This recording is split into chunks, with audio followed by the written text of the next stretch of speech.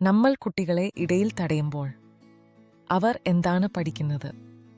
അച്ഛനും അമ്മയും ആയ നമ്മൾ ഈ ശീലം ശ്രദ്ധിച്ചിട്ടുണ്ടോ?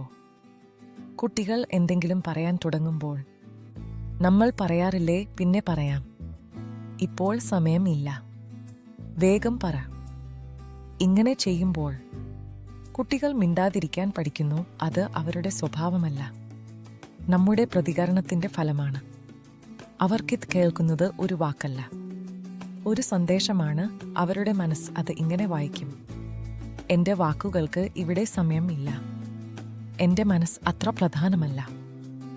ഇത് ഒരു ദിവസത്തിൽ സംഭവിക്കുന്നില്ല. ഒരേ അനുഭവം വീണ്ടും വന്നാൽ അത് ഒരു വിശ്വാസമാകും. അപ്പോൾ കുട്ടി തീരുമാനിക്കുന്നു, ഇനി പറയണ്ട, മിണ്ടാതിരിക്കുക സേഫറാണ്. ഇന്ന് നാം ശ്രദ്ധിച്ചു കേട്ടാൽ നാളെ അവർ തുറന്ന് സംസാരിക്കാൻ പഠിക്കും. കേൾക്കുന്നത് സമയം കളയൽ അല്ല, അത് കുട്ടികളുടെ മാനസിക സുരക്ഷയാണ്.